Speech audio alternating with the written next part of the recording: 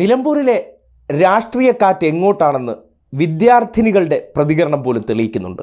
എത്ര തെളിർമയുള്ള രാഷ്ട്രീയമാണ് അവർക്കുള്ളത്.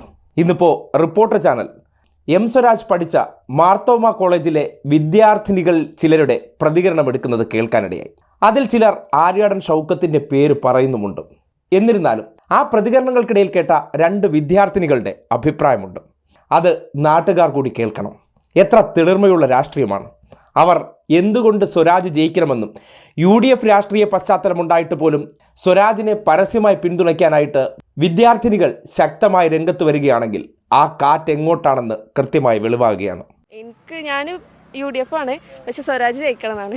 എന്താ UDF സ്വരാജ് ജയിക്കണം എന്ന് പറയുന്നത്? എന്താ വെച്ചാല് കുറച്ച് മാറ്റം വരട്ടെ. ഇതുവരെ ഭരിച്ചതും LDF ആയിരുന്നില്ല, അൻവർ ഭരിച്ചത്. എന്നാലും ഈ സ്വരാജ് വരുമ്പോ ഒന്നുകൂടി ബെറ്റർ ആവും തോന്നുന്നത്. സംസാരം ഒക്കെ കേൾക്കുമ്പോ സ്വരാജിന്റെ സംസാരം കേട്ടിട്ടാണോ ഇഷ്ടപ്പെട്ടത്? ഇഷ്ടായി. മീൻസ് നമ്മള് ഇൻഫ്ലുവൻസ് ആവും. സ്വരാജിന്റെ കോളേജ് കൂടെ അല്ലേ? ആണ്. അതുകൊണ്ട് സ്വരാജിന്റെ കോളേജിൽ നിന്ന് സ്വരാജിന് വോട്ട് കൂടുതൽ കിട്ടുമോ? കിട്ടും.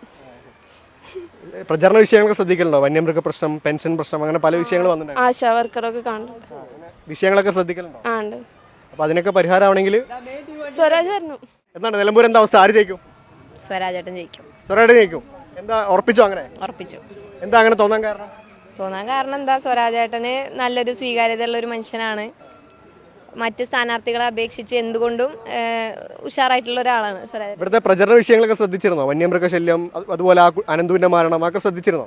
അനന്തുവിന്റെ മരണം ഒക്കെ ചില രാഷ്ട്രീയ പാർട്ടിക്കാര് അവരുടെ രാഷ്ട്രീയ മുതലെടുപ്പിന് വേണ്ടിയിട്ട് ഉപയോഗിച്ചതാണ്. അത് മരണം രാഷ്ട്രീയ കച്ചവടമാക്കുക എന്നുള്ളത് വളരെ മോശമായിട്ടുള്ള ഒരു സമീപനമാണ്. അങ്ങനെ ചെയ്യരുത്. അത് ചെയ്തത് വളരെ മോശമായി പോയി എന്നുള്ളതാണ് ആദ്യം തന്നെ പറയാനുള്ളത്. ഞങ്ങളങ്ങനെ മറ്റേ സ്വരാജേട്ടനും ഈ LDFകാരും അതുപോലെ അത് രാഷ്ട്രീയ കച്ചവടത്തിന് നിന്നിട്ടില്ല. ഇപ്പോൾ ഈ അനധികൃതമായിട്ട് വൈദ്യുതി ഉപയോഗിച്ച ആളുടെ രാഷ്ട്രീയം പറയുകയാണെന്നുണ്ടെങ്കിൽ വേറെ രീതിയിലേക്ക് ചർച്ചകൾ പോകുന്നുള്ള രീതിയിലൊക്കെ സ്വരാജേട്ടൻ പറഞ്ഞിട്ടുണ്ടായിരുന്നു. അതൊക്കെ ശ്രദ്ധിച്ച ആൾക്കാർക്ക് മനസ്സിലാവും. ഇത് തിരിച്ചറിഞ്ഞിട്ടാണ് പലതരത്തിലുള്ള വർഗീയ കൂട്ടുകച്ചവടവും അർദ്ധരാത്രി തലയിൽ മുണ്ടിട്ട രാഷ്ട്രീയത്തിനൊക്കെ കോൺഗ്രസ് ഇറങ്ങി പുറപ്പെടുന്നത്. ശക്തമായ രാഷ്ട്രീയം പറയുന്ന ആൾ, ന്യൂനപക്ഷങ്ങൾ നേരിടുന്ന അതിക്രമത്തിനെതിരെ ശക്തമായ സ്വരമാകുന്ന സ്ഥാനാർത്ഥി. അങ്ങനെ സ്വരാജിന് രാഷ്ട്രീയത്തിന് അതീതമായിട്ടുള്ള പിന്തുണ ആ മണ്ഡലത്തിൽ നിന്ന് കിട്ടുന്നു എന്നതിൻ്റെ തെളിവ് കൂടിയാണ് മാർത്തോമ കോളേജിലെ വിദ്യാർത്ഥികളുടെ ഈ പ്രതികരണം.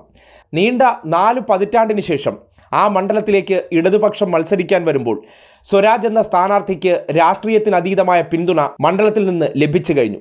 അതിനെ വല്ലാതെ ചിലർക്ക് ഹാലിളക്കമുണ്ടാക്കിയിട്ടുണ്ട്. ജയിക്കുമെന്ന് പറയുന്നുണ്ടെങ്കിലും അവരുടെ സ്വരം പതറിപ്പോകുന്നതിനും ഒപ്പം പലതരത്തിലുള്ള അവിശുദ്ധ കൂട്ടുകെട്ടുകൾക്ക് തയ്യാറാകുന്നത് ഇത്തരം പ്രതികരണങ്ങൾ കേട്ട് മൂട്ടിൽ തീപിടിച്ചതിൻ്റെ അവസ്ഥയിലാണ്. എന്തായാലും നിലമ്പൂരിലെ വിദ്യാർത്ഥിനികൾക്ക് പോലും സ്വരാജിൻ്റെ രാഷ്ട്രീയത്തെപ്പറ്റി തെളിർമയുള്ള ചിന്തയുണ്ട്, കാഴ്ചപ്പാടുണ്ട്. അത് കൃത്യമായി അവർ മാധ്യമങ്ങൾക്ക് മുന്നിൽ പറയുകയും ചെയ്യുന്നുണ്ട്. അതൊക്കെ കൊണ്ട് തന്നെയാണ് നിലമ്പൂരിൽ ഇക്കുറി ചുവന്ന കാറ്റ് വീശുമെന്നുള്ള ശക്തമായിട്ടുള്ള രാഷ്ട്രീയ സാഹചര്യം ഉറഞ്ഞുകൂടുന്നത്.